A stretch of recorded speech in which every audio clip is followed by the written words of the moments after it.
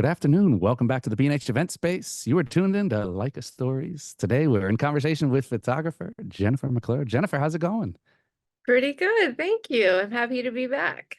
It's good to have you back. As we've oft talked about in the past day or so, we're just stuck in this vortex of time. It's like we tried to figure out when the last time we had Jennifer on was, and it's like I think we gave up after like 30 seconds of going back and forth. It's like, was it a year? Was it 5 years? It's like I don't even know anymore. I honestly have no idea. Like it was stuck in that whirl of time where it felt like no time was passing for anybody. Yeah, exactly. It's like no time was passing, but at the same time, everything was just in like a blender of like, did this happen 30 days ago or 30 years ago? Exactly. Yeah. So, I mean, I think that's kind of I told you it was going to be a conversation. I don't like going into interviews with like a question one on the docket. It's like I just want to make it a conversation, and I think that's the perfect place to start because there is this parallel that we share of being parents of younger children going through the pandemic, being artists. The list goes on and on and on. And it's like you want like that old school 90s, Saved by the Bell, Zach Morris, like break the fourth wall, time out. Can we Yeah, just pause life and catch up? And like, I can't, that's exactly I'm it. over here and it's like, I have like birthday cards with notes written on them. And here I am.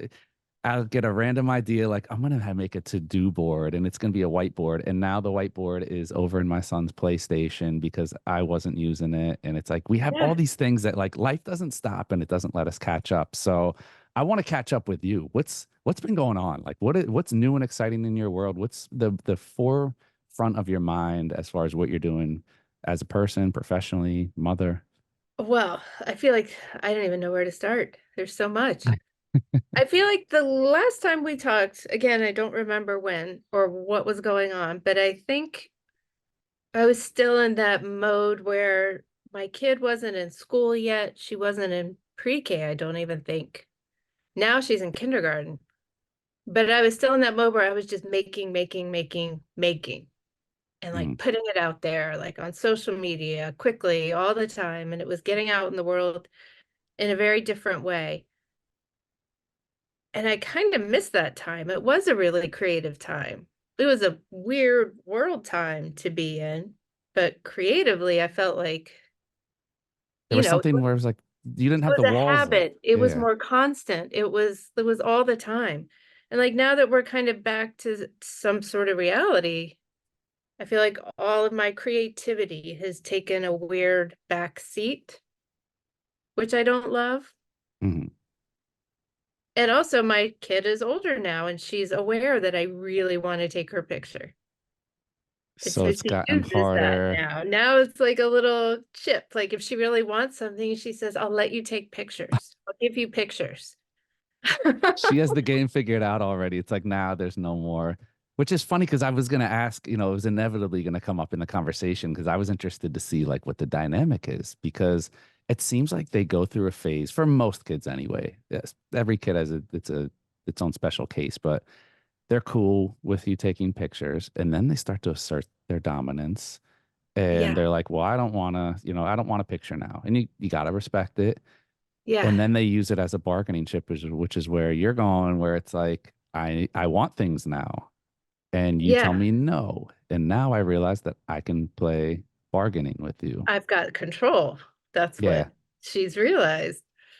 So it's a weird thing, but I also feel like, you know how it goes those first years where you're with your kid all the time and you're this sort of really close unit, especially in the pandemic where you're mhm, spending all your time together. And so some of the ways that kids learn to separate and assert themselves took a little longer for us anyway. I don't know if that happened with you. And I feel like now that she's in kindergarten, so much of her time is spent with other people who are going to have a bigger hand in guiding her future and where it goes. So I think it's sort of a natural conclusion to that part of my work. Like interesting. that might be a 5-year body of work there, Hmm. and it might look different from here on out. and I don't know what that looks like yet, so it feels really insane and I feel a little lost. I don't know what Like, kind do of you work is. continue it and pivot it, or do you put it to rest, put an end cap on it and move? Like, is it a new project or is it That's what I'm trying to figure out. And I also realized, given the pace of things and given how much time I spent with her, and then when I wasn't with her, I was teaching or sleeping or trying to have some sort of a life, that I just kept making, and not really sitting and having those introspective moments where you look at this body of work and try and figure out what it's all about.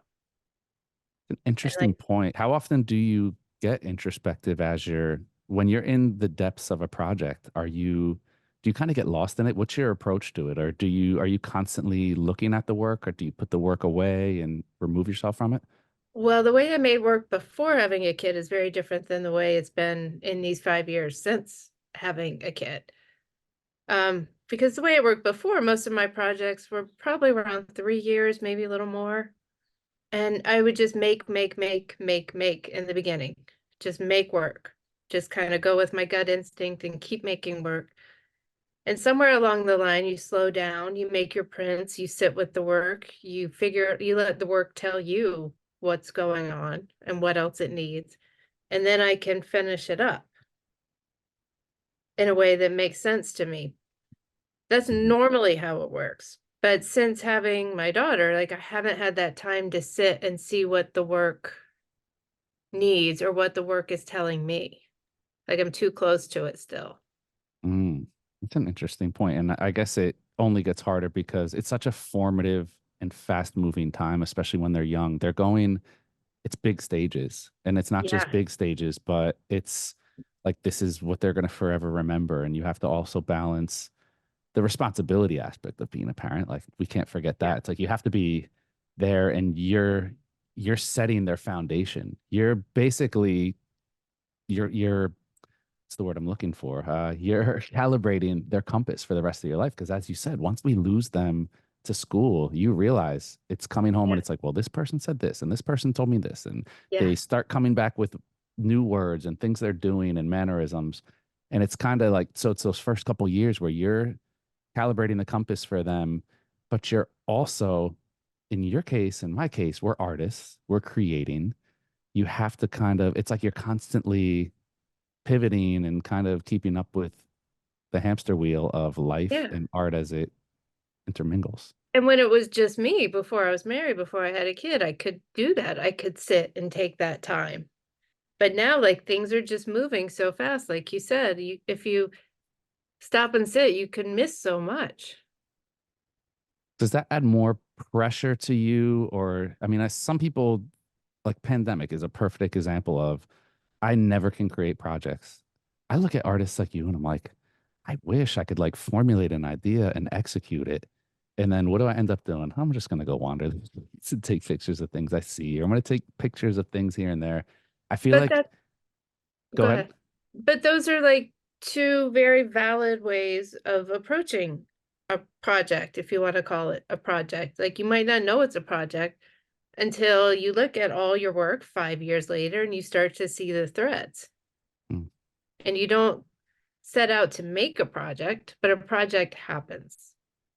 Does it And more often or not? I mean, is that how it works for you? Or do you ever formulate ideas or like I'm going to photograph with intent this and projects and stories, it's if you're doing something like editorial or yeah, somebody reaches out to you, it's one thing obviously, or commissioned work, but yeah. as far as your personal process, which way do you lean towards?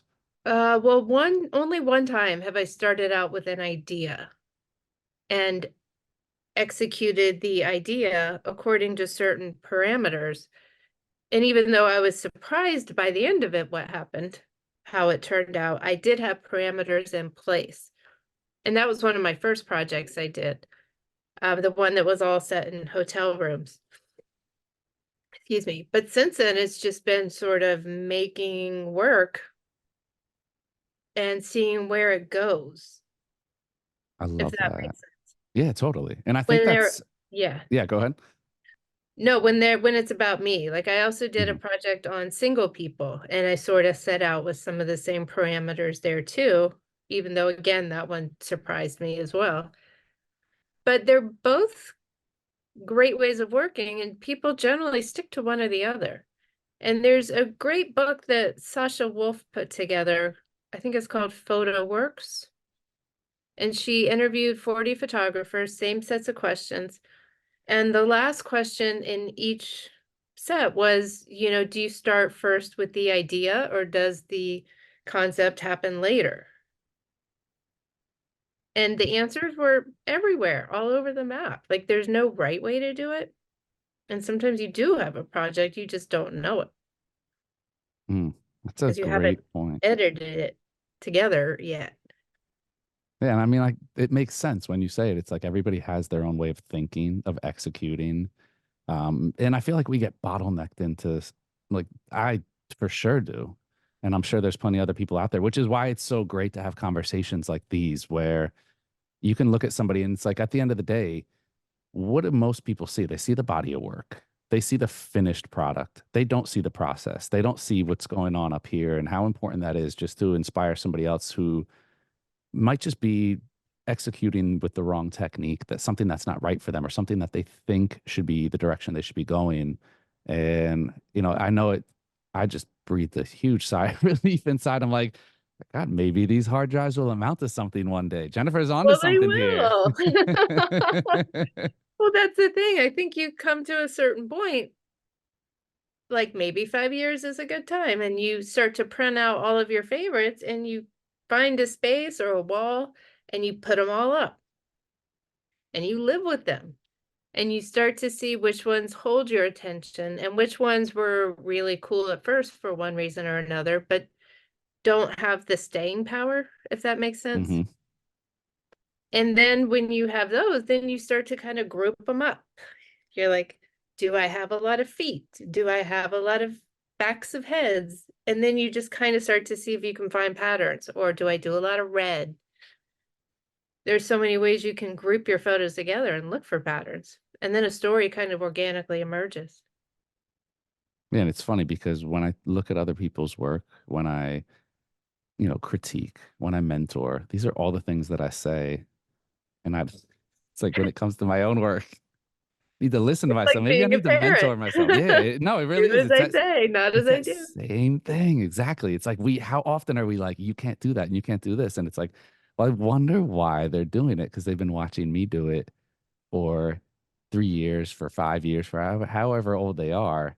And I think that's what changes us as parents, right? Is we see the byproduct of what we're doing, of our actions. So Yeah. I kind of want to go in that direction for a second because I always say that our work is tied to who we are as people. And there's no better person to bring this topic up with. So I'd love to hear you riff on it because your work is so personal. There's not many people that want to go that route, that do it so well. The comfort, I'm not even going to speak for you. I don't know how comfortable you are doing it or how comfortable you got to be doing it, but you exude comfort. Your work exudes that comfort. And I look at your work and it's very personal. It's related to you. It's related to family. It's so beautifully crafted and it's so evocative. Is it as comfortable or has it been as comfortable as it comes across? What's the process been like? Well, thank you for saying that. Um, it's not always comfortable. Like it can be hard. But to me, that's the beauty of it, is that in the process, even if it's hard, you're learning something. Something is changing, something is shifting, you know? Like someone told me once, if you think about like a lobster or a snake or something that sheds or molts, and you think about how right before they're about to get rid of the old skin or shell, it's got to be so uncomfortable, like painfully uncomfortable. And then you get rid of it, and it's this huge relief. And to me, that's what making these projects are about. It's taking something I'm uncomfortable with and working it out through photography and coming to a new place that feels a little more free. It's like art therapy, Yeah. really just kind It of accepting the uncomfort and seeing, I mean, the joy and the beauty is in the change, right? Is in is, yeah. the transition from something that it has a negative spin and we're spinning that into a positive, into an empowering Yeah. piece. Yeah. But also trying to do it photographically in a way that makes sense. Like it's Mhm. not just about the feelings, it's also the photographs. What are you leaving on the paper? Mhm. And I went to a portfolio review one time, a long time ago, and one of the reviewers said to me, like, oh, it's just art therapy for you in a dismissive way. And I was like, again. And then we went to hear the keynote speaker, who was Alex Soth, and the first thing he said is, I just want to put it out there. Art is therapy. Art is my therapy. And I just wanted to like get up and go find that guy. Where's Like, he at? You you were hear that? saying, sir? Sounds more official coming from a man, doesn't it? Now it makes sense to you. It's so true, though. I mean, we'll get into that dynamic in a bit, but I mean, yeah, I think that's great. And I think that's what's so empowering.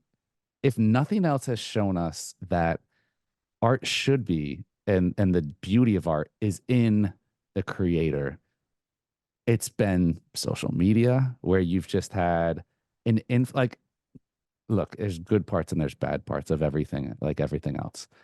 Social media has been great because it's been able to provide people a platform, a very cheap, easy platform. I think it's enhanced creativity across the board. You have people now who are using parts of their brain that they wouldn't normally tap into, and you're really getting people involved in just the wider swath of creative interests.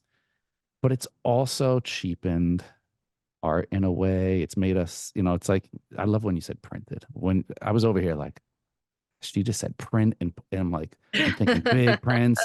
And I was just thinking about this the other day where I'm like, I art is therapy for me. And my art is in the details. And it's in, nothing is better for me than printing my photos large and really just looking at how I've laid them out and all the little attention to detail that I know is there that people might not appreciate. And then by the time we look at it on here and it's like, wow, that's really cool. Tiny. Yeah, So, I mean, it's been good, but it's shaped art in a way where, and it's also when we're talking the therapy and the psychological aspect of it, we have a different approach to art. It's been the pool has been muddied. It's like we stocked a pond, and when you stock a pond, it's like, okay, great, there's some fish in here. Now we can fish. But now when you get so many fish in there, and it's like, okay, now it's not even, we hit a yeah. point where it's like, where do we go and what do we, you know, What's next? Yeah, what's next? Yeah, like who are we creating for? So I think exactly. that's where I kind of wanted to go with that whole random diatribe was who are we creating for? I mean, who are you when you set your mind out? Obviously, we go and we have people critique our work. We have people look at our work. We want to get a response. We want to see what our work elicits, or are we on the right path? And how a random third party views our work. Who do you create for? What's front of mind when you are creating? What is your goal? Well, the immediate goal is to have a photograph that I think looks right to me and that conveys some sort of emotion or lack thereof. And in that moment, I'm creating for me. But then, as we said, as you start to amass more work and it becomes a project, there is a desire to get it out into the world. And one of the questions people always ask of photographers is, who is your audience? And that's always a hard question for me because I can't picture my audience. Mm, Like some people, if it's like, let's say hardcore black and white documentary or photojournalism, people kind of know what that audience is. And for me, it's hard to say who my audience is. Is it other women like me? Is it for a broader audience? Like I have a hard time sussing that out. And so I realized I have to not think about that, which is Interesting. hard because you want your work to live somewhere in public. I do, you know? Yeah. I just had that show in Boston at the Leica Gallery, and it was a totally different experience seeing a ton of your photos on the wall and seeing other people experience them. And it's not an ego thing, it's more of a connection thing for me. Great way to So put it. for It's me, yeah, because people will come up, everybody's coming up and like telling me personal stories. It wasn't so much about the photographs, not how did you make it, what was your light? It was more like really personal connections to their own experience with their mothers or motherhood in general, like across the board. But you do have to think about output and where the work is going to go and where it's going to live the longest. And also, you have to be realistic about which places show your work. And honestly, I think with it is getting better, but lately, the work I've been making a lot about motherhood, like I'm not convinced work like mine is going to find its way to MoMA or the Met. Like, I don't think it's a subject that they take seriously unless it's like 100 years later, mm, you know? I'd like to be wrong. I'd we'll love see. to be proven wrong. Prove them wrong. Yeah. And in terms of, fine art galleries, I would say pictures of me and my half naked baby might not make it over someone's couch. And so lately I've been thinking books are the way to go. Did that answer your question or did I just go off on a Yes. weird No, tangent? Yeah. everything you're saying is hitting. Yeah. And Okay. I think it's like when we talked yesterday, it's like you have such a unique approach. And it's almost like there's very few things left in the world that are just very organic. And I think your approach to photography and just the interconnectivity of you as a person and you as a photographer and how that you as a person and you as a mother manifests in your work is such a beautiful thing. And it's like you said, when you said connectivity, that really resonated with me because that's what it's all about. You're right, there is no ego, and it's so hard. Sometimes we live in a black and white world where, okay, if you want your work to be seen, then you can't say you're creating for you, you're creating for other people. And it's always this Yeah. negative spin. It's back to your, artist therapy guy. And it's like, no, it's nuanced. There's a giant gray area of, well, yeah, I want my work to be seen because the only thing more powerful than the feeling I get creating my work is seeing how it can affect other people and seeing what they can do with it. And I think in seeing, I was just reading NYC Salt, great program here in New York. And Alicia, who started it, I was just reading her post, and it's been so long that, it's coming up. It was this month that is the anniversary of starting Salt. And something she wrote in her caption, and again, beauty of Instagram, because I wouldn't have seen this, the chance I would have missed this if it wasn't for social media.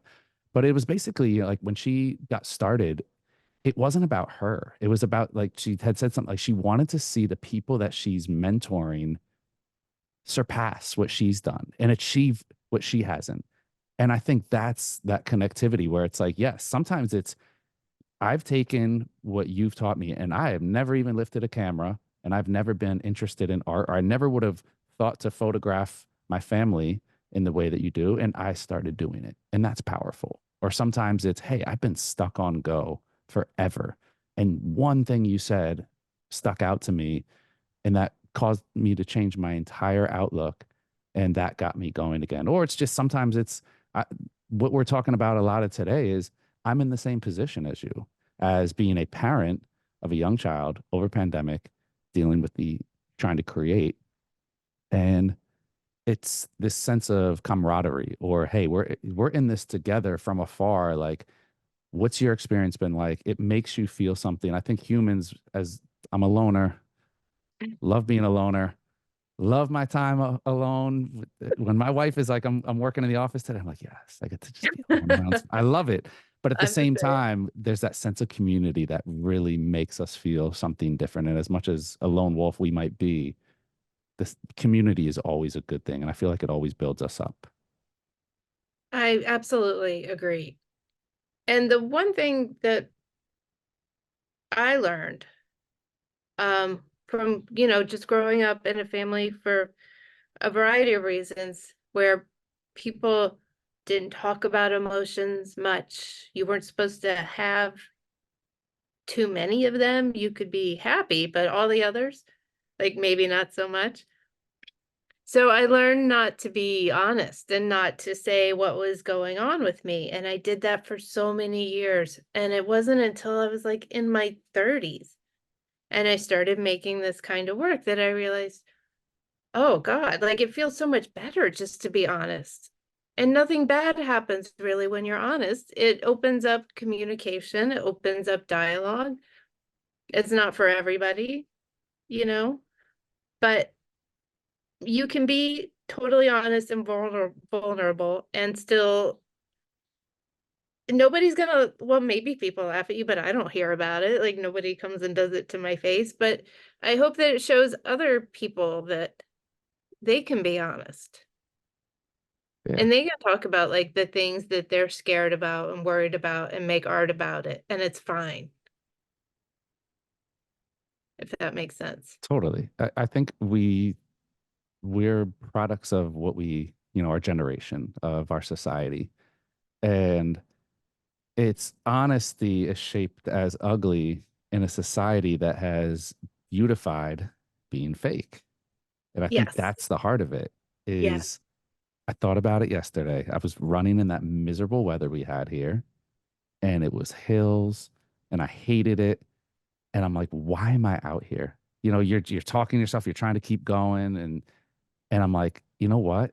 With every miserable step, I feel my mind getting stronger. I feel like I'm becoming something better. I'm, more formidable against this in the future. And it's like it's really like training our mind. And it's kind of the work we do when we go to therapy or when we are honest with certain things. And it's really just a change in perspective. We're changing our perspective on what being honest is. It's you sit there and it's like instead of spinning lies, my mother always said the truth is the easiest thing to remember.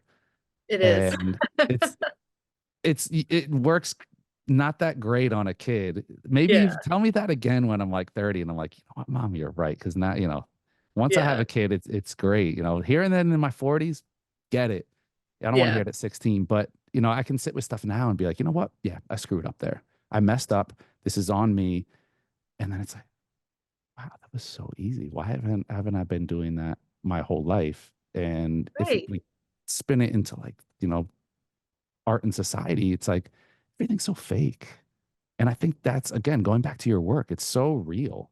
And it's so just like, here's what it is. It's relatable. It's not, I don't have to question what it's saying. It's not trying to say something that's not there. It's just being. And I think that's what's so great. I'm so used to seeing everything where it's like, I'm just trying to project something and this is what I want you to see and this and that. And it's like your work is just it's there. It is. And the power is in that. And I think people who are tapped in, it's, your audience is those who understand your work, right? And I Yeah. think I've struggled with that too, where you feel like you have to have a certain audience. The black and white photojournalist thing it's like, man, I wish I could be one of those photographers that had one style and one. It's like, no, I see this and it's like I want to photograph in color. I see this and I'm like, now I'm a black and white photographer. Who is my audience? Like, but I think, in thinking back to what you were saying, your work is made for people who are going to understand it and let it resonate and sit with them. And that's powerful. I think that's something that it might be an unintended consequence a lot of times, but I think it speaks so loudly. But yeah, but that's the hard part is that we all want approval. Like, or maybe that's just how I grew up, was always trying to get approval because I didn't get it a lot. But Hmm. there are no photographers or artists in any medium who are universally liked. There's nobody out there where every person in the world agrees that's good art. And once you realize that your art isn't going to be for everybody, it's so liberating just to make the work you want to make and hope it finds the audience it's destined, that sounds so lofty. But Then it will relate to people who get it. Totally. It's silencing that ego that even like even if you don't have an ego or you don't have a big, if we all have an ego, let's not say you don't have an ego. I'll be Yeah. the first one to be like, I don't have an ego. It's Yeah, like we all there's do. always that one moment that proves you wrong, and you sit there and you have to that owning up to your truth. You have to sit there in silence and be like, damn, I really Yeah. do. That Yeah, I hurt me. did That hurt my ego. that. Which is it's it's gotten harder. I think we live in a society again of approval. We've Yeah. learned to quantify things It's and so to instant now too with social yeah. media, the approval.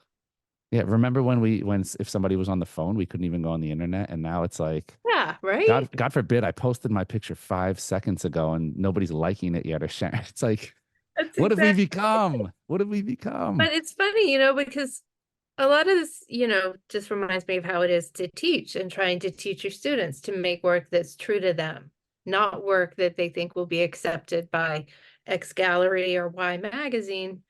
But also there's this thing with students where I've probably been prey to it myself, where you post a photo on social media and you think, oh, it's all right. And then it gets so many likes that you start to like the photo more, as Mm, opposed to the one that you really love that you post that gets like, I don't know, 20, 30 likes. And then you start to think it's a bad photo. you're And that's you're not it speaking at so all. loudly. You're speaking It's so like, loudly. it's skewing your whole perception of your own work, which isn't great. How do we how do we overcome that? Like, do you like I've what been is holding back my work and not posting as much. do you print You as know, much? Do you do I is what? it do you print as much? Are you still printing? Is your process outside of that?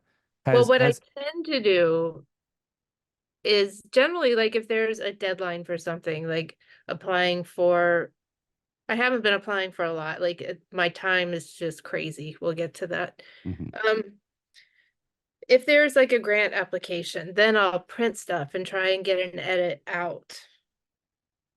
And when I print it though, I send it off to usually I send it off to some service and I get it back like 4x6 or 5x7.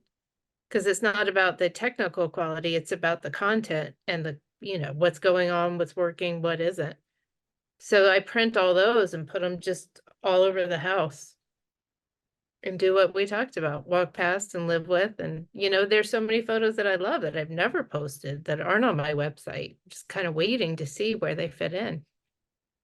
interesting. I mean, it's like anything else. I mean, that's one of the beautiful things about a photograph again is it appreciates with time. The further we get away from a moment, it's one of the few things you don't drive an image off the lot and it loses 30% value immediately. It's like Yes. we look back and I mean, how many times are you looking back at old photos and videos of, your family and it inspires you for the present. I think that's always one of the greatest things that or I guess say tactics I use in when I go through my images and I'm just like boring, boring, boring. And then I'll see a Matt Weber photo from the same street in 1986 and I'm like, I'll look at it and I'll be like, Matt is a great eye. Matt's a wonderful photographer.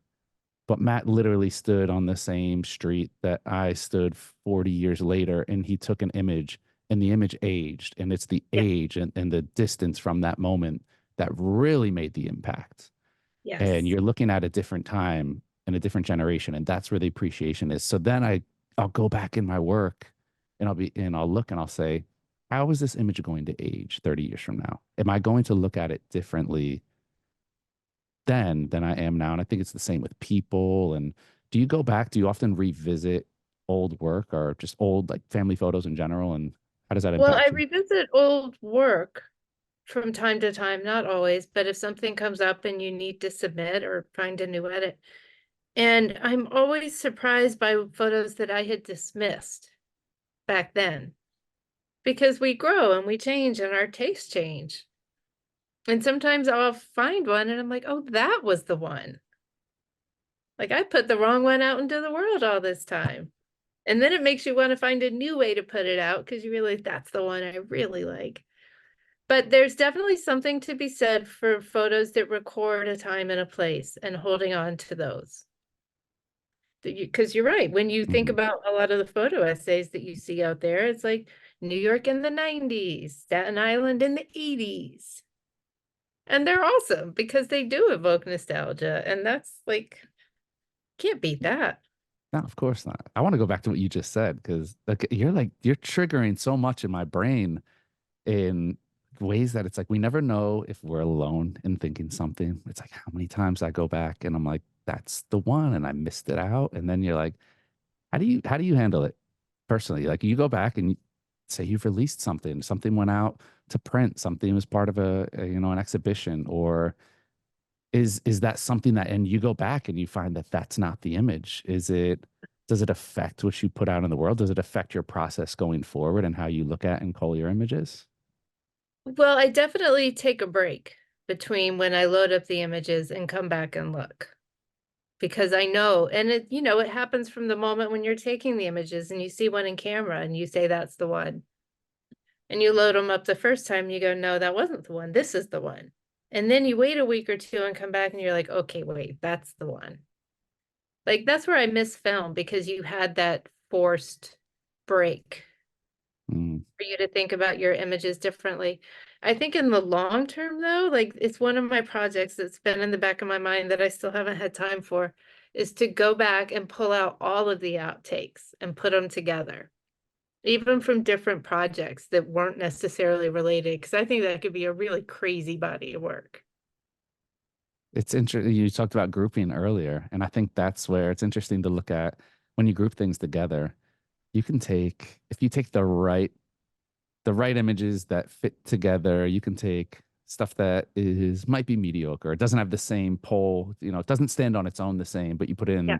in the right group in it, and it has that standing. I think that's such a always has always been an intriguing aspect of like the contact sheets, looking at people's contact sheets and just seeing the way somebody sees is so impactful to me, at least. When I look at the entire series and see, well, why did you decide to take 4 frames of this same scene and why only 1 frame of here, or how you move as a photographer is so interesting. It's like doing these interviews. It's a look inside the brain of somebody else. And no matter how similar our work can be, nobody's doing anything that somebody hasn't already done. But it's the approach, it's the little nuances, it's the difference in how we view things and why we do things that makes it so interesting. So we're gonna get to some images in a couple minutes, but there was one thing I'm like, let's let the conversation flow, but I gotta talk about your love of water Oh, because I think it's always interesting when you have somebody's work that there's an element in there that you look at and you see it and you are able to relate it. yeah. There's no real question here. You, water, how does it, you as a person, you as an artist, what's the tie? What's the draw? What's the connection? Well, it goes back pretty far. But this is one of those things where photography can teach you things about yourself. Because I was making a new body of work, which I didn't know was a body of work. I was just making photos, making photos. And at some point, I realized that I had used a lot of water and not on purpose, but it's something just kept drawing me back to the water. And so I kind of realized that I didn't know exactly what it meant. And so I made more pictures about water a little more deliberately. And the more I started to make the photos, the more I realized what it was actually about. And what it was about was when I was a kid, we always did the swim camps in the summer. And at one point, there was, some kid home from college. He's probably all of 18 years old. And he was teaching our class, and I was in a more advanced class than I should have been in. And we had to do that life-saving exercise where you're wearing all your clothes. And, I was like not even second grade, I was younger. And I had been telling my parents all this time, I don't like this class. It's too hard. Like nobody's listening to me. And they were like, oh, just stop. Just go back. Quit complaining. Quit whining. And then on that day, I was doing the life-saving thing and I went under and I couldn't get back up. And somebody actually had to come do the life-saving thing to me. and pull me up. And that was the day where my mom had come to watch from the fence to see it. And she was finally like, oh, okay, I believe you. You don't have to go back. But for me, that was always a symbol of how I was asking for help and not getting it and Mm, feeling like overwhelmed. And that's sort of how I felt, growing up in general. No one was listening to me, no one would help. And so I realized that in this project, that that's how I was with all of my relationships ever since. Like I didn't want to go too deep because it just felt out of control and it didn't feel right. And as I started to realize what the water meant to me, I started making more images of me floating or not being pulled under by the water, but a little more serene. And I wouldn't have realized that about myself and relationships and how deep it went if I hadn't made this work. mm. And so, like with my daughter, we try to do a lot of things different. And she's been swimming since she was 5 months old. Wow. So she's a natural swimmer. We started classes then. And so to me, it's also symbolic of how I relate to my daughter and how comfortable she is in the water and how hard we're trying to make sure she's comfortable always being herself. Does that make sense? I love that. Yeah. Totally. Totally. Again, it's like that tie between the personal and the artist, and how one thing reflects another. We're gonna pull some images up. Man, I could stretch this interview out to 4 hours. I feel like we could I could use this as my own therapy. I could get There you places go. here. I'm here for it. I'm diving into hard drives. As soon as we log off, I'm like going, I'm like, all Good, right, good, I good. gotta strike while the iron's hot and get a look at some of my stuff here. So I'm gonna pull up some images here. So we're gonna look through some of your images now, and don't feel like you have to, over talk on anything, but I just any thoughts you have about these images, what they mean to you, if there's any, things that stand out in your mind from when you were taking a given image. We're going to look about 12 images or so, and yeah, we'll close out there. Well, I can give you a bit of the rundown.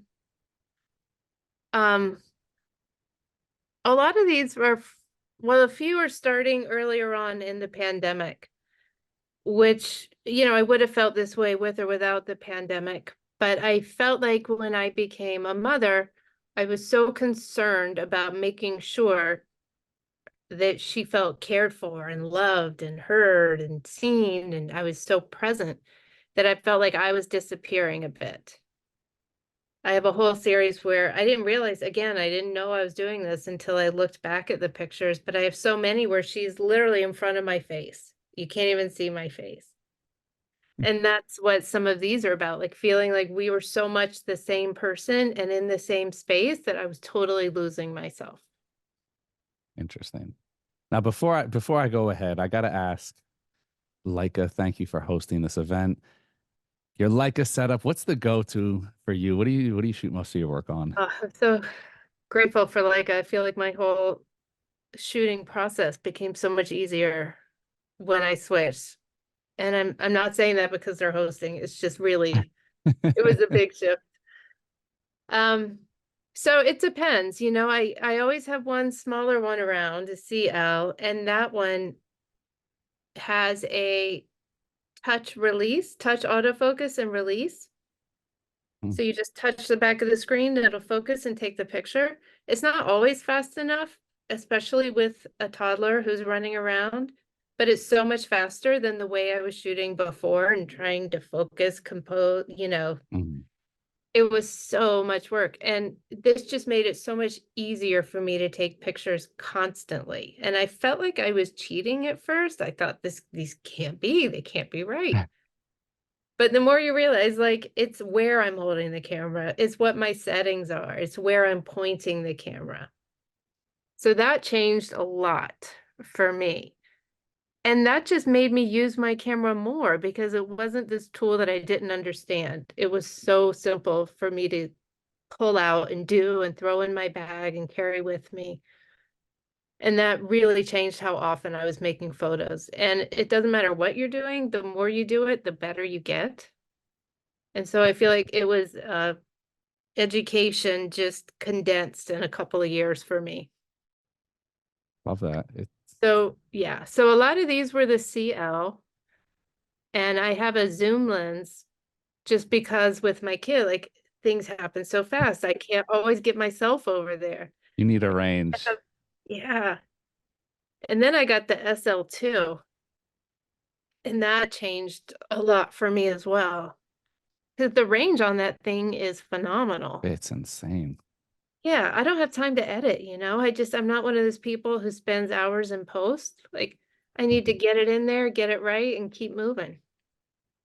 Yeah, So that when you was, use that camera, it's like no, like it's not because Leica's hosting this. It's because go use an SL, and yeah, you'll see why. It's one of those things that kind of just it answers its own question. yeah. And I think everybody sort of knows what kind of colors they like, what kind of Mhm. range they like. And for me, the colors just look right with these cameras. Yeah, there's an inherent quality that even if you're not like a tech nerd or a pixel peeker or whatever term is out there, they look different. There's something about the look. They do look different. I love this. It's these little moments that you feel like you're in the moment. And I think that's the hard. I can't even take a self-portrait of myself without it looking like you're taking a self-portrait and you're very uncomfortable. How do you get yourself in That's the how mode? everybody starts. So, you know, I taught a class on self-portraiture for a while. Everybody starts awkward, and you just got to sit with it, get through it, and know there's something on the other side. One of the things that I do, honestly, with the self-portraits that was huge is interval settings.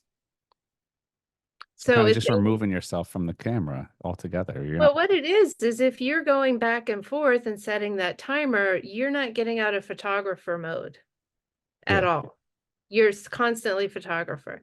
But if you put it on an interval setting, understanding that the first like 30 or 40 shots are just you getting comfortable and making all your weird faces and getting them out of your system, then you can relax into being the subject.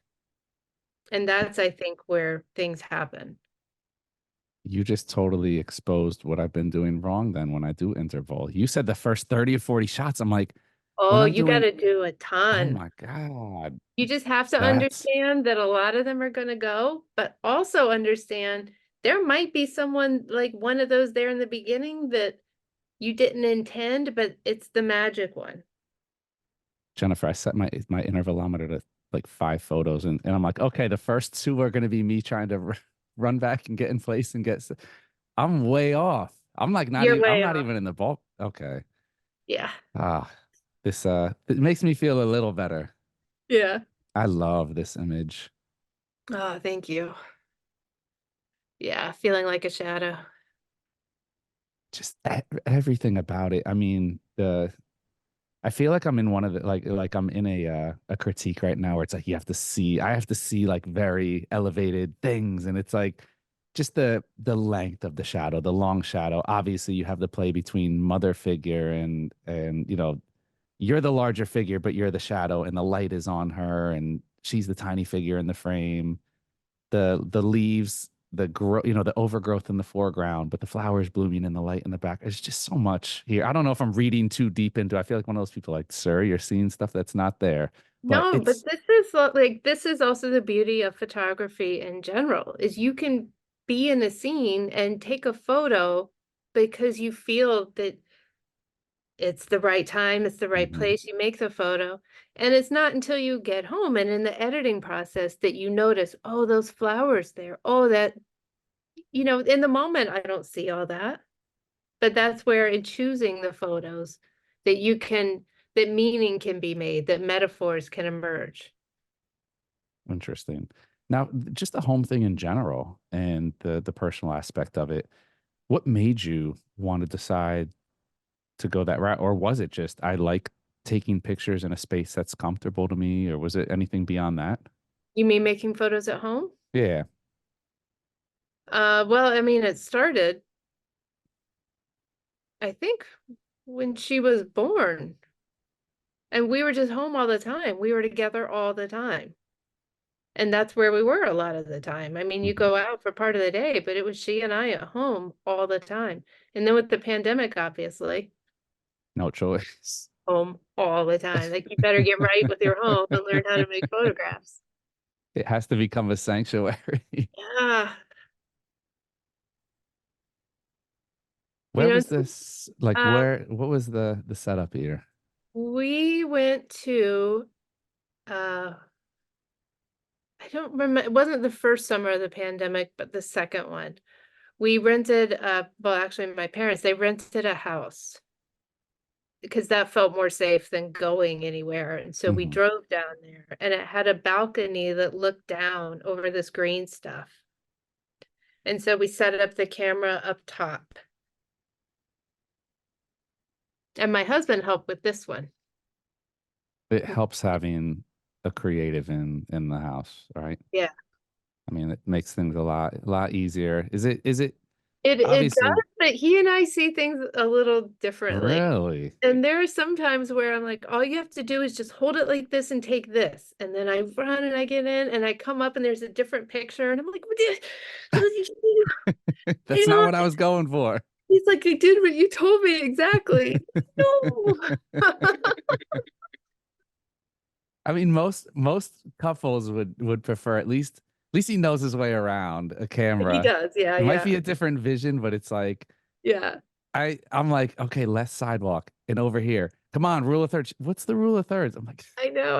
I've had to really also get right with the fact that I can give the parameters, but he's mhm, also a different height than I am, yeah, and I have to learn to be like, okay, that one works for me. It's not exactly what I envisioned, but that works. we'll make it work. I also That's have more patience. Like I'll take 200 photos and he's like one and done. He's like, okay, there, I got it. I'm like, oh, no, his just intervalometer setting probably looks more like mine. yes, exactly. So I'm I like, give my what's wife, going? What? yeah, look, I'm gonna try that out now. Maybe I haven't been photographing myself enough. I gotta get more comfortable with it. Beautiful light. She looked so free and comfortable. And is she still how long ago was this?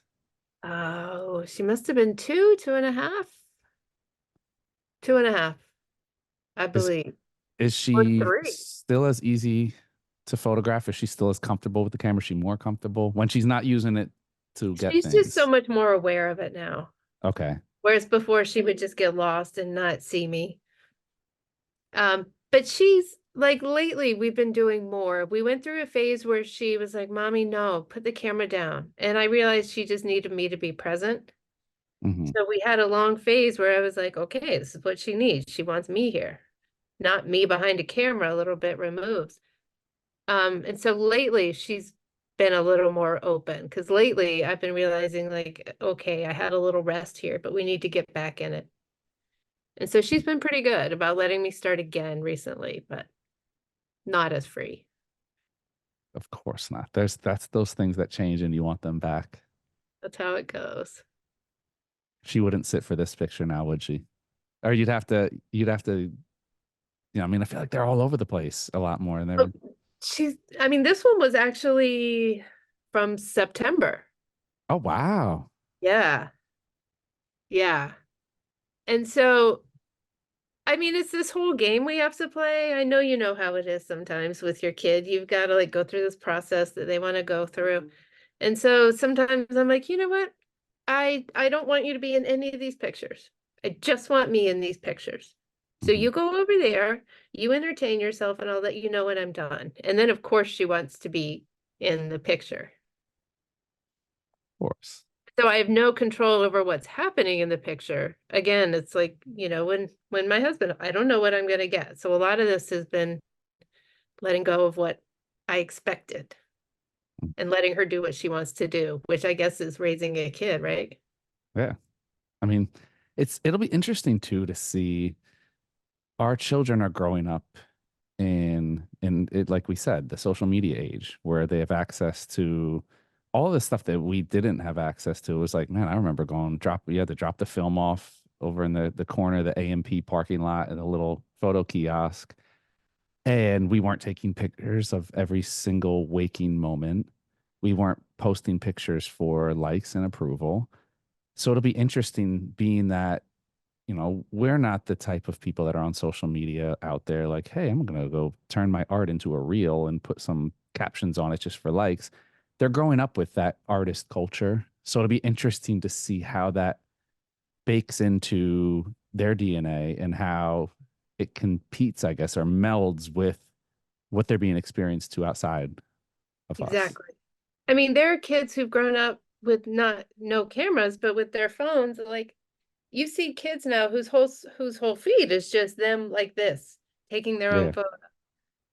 And so she definitely has a different relationship to it. I actually gave her a camera, an older one that someone had given me. And so it's not like a little kitty plastic camera that, takes these crappy little JPEGs and adds filters. It's a camera. Mhm. And so she understands the difference between I want to record this with my camera as opposed to just take a picture and send it to daddy. Like she's got an understanding that some more important things merit the camera.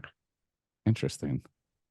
They're so much smarter than Oh my God. we don't She was see it taking, coming. yeah, she was taking pictures of a friend. I went on a photo shoot with my friend's family, and she knows their daughter. She came along with her camera, and I saw her guide her friend out into the patio.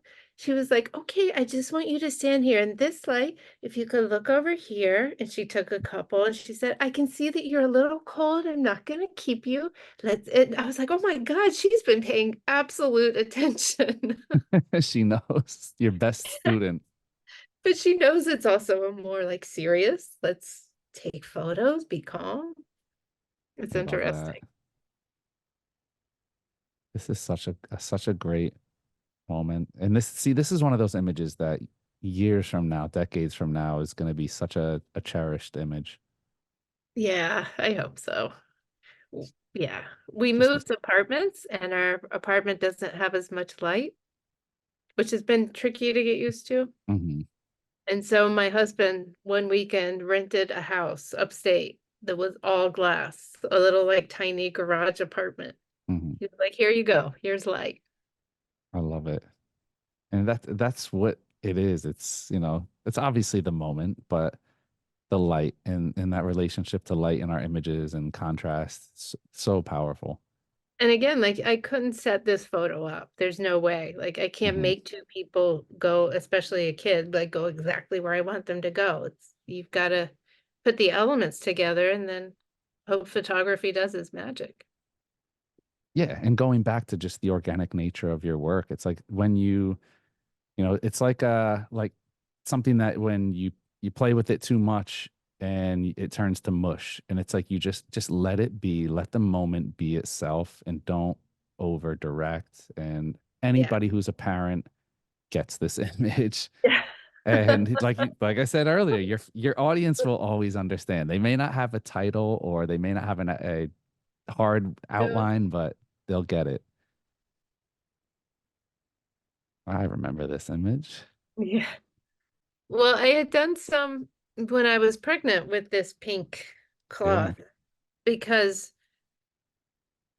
once I found out I was having a girl and told people, everything becomes so gendered. All the clothes, all the gifts, all the conversations. And so I'd used that pink thing a couple times throughout the years. And this time I wanted to use it with her.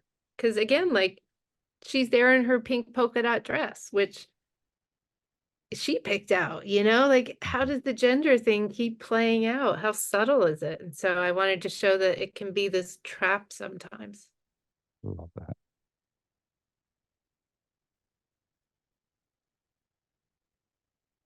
And my husband helped with this one and did an amazing job.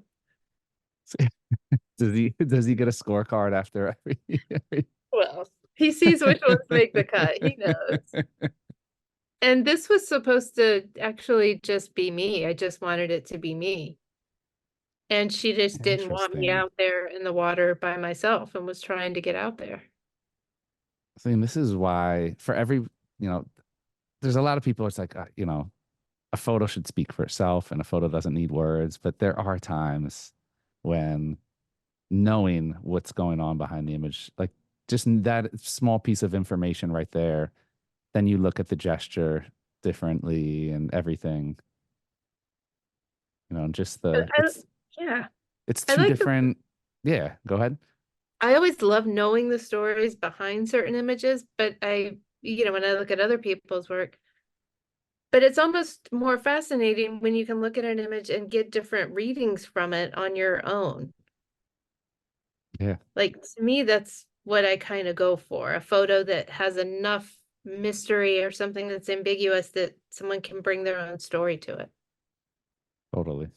It is. It's interesting to see, going back to being appreciated and putting your work out in the world. I think that's part of the intrigue about it and why we put it out there is to see how the world views it.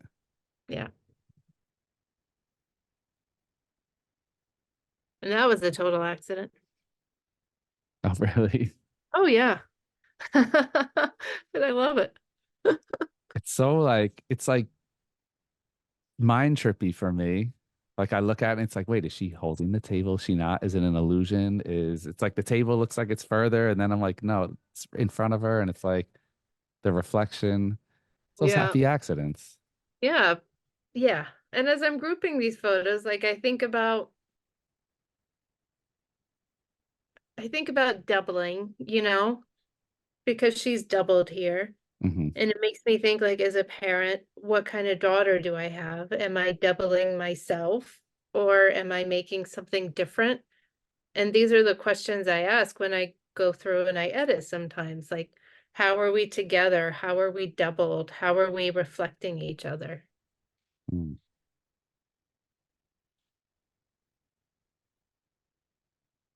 And that was her when she floated for the very first time, all by herself.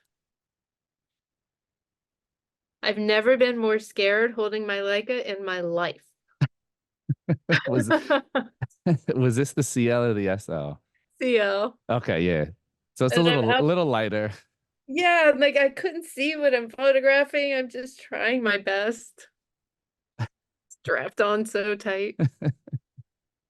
That would be a lot of money getting dropped in the Oh my water. gosh. So nervous. It's, It's me it's starting to come out of the shadow a little bit. yeah, it gives like a vibe of free, just very free, A little clear more. mind. And you know what's funny is last night I was looking through photos trying to find something and I realized I haven't done self-portraits in 6 months, Wow. which is insane for me. And it kind of speaks to how I've let things in my life take over. And I just haven't had the time for the creativity. Hmm. And I'm recently making changes so I can get that back. Okay.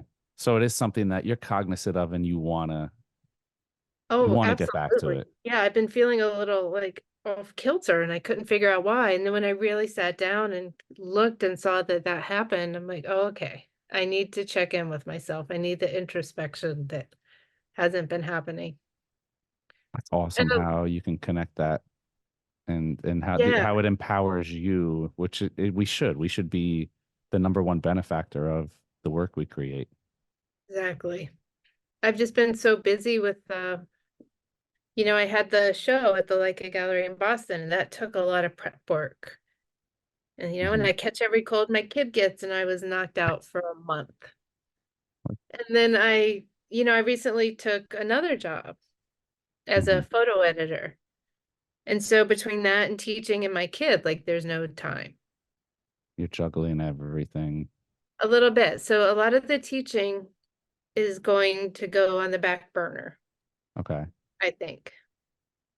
Because Has it the photo affected output otherwise? Is it just you're not taking photos of yourself? Are you not taking as many photos in general? Are you ever just I'm not taking as many in general. And when I do, it's of my husband and my daughter. That's not of me. okay? It's when we're like out doing something together. My husband's great about planning things and having us go do things. Whereas if it were up to me, I'm a loner too. Like We'd I be would just stay at home and shut home the watching door. TV. Yeah, Yeah. So, I feel I that. take my camera when we go do things like that, but it just hasn't been consistent the way I like it to be. And, it's my kid. She's growing up. I want to make sure I've got all of it. Yeah, totally. So that's what I've been prioritizing is all of those other things and not taking time for me.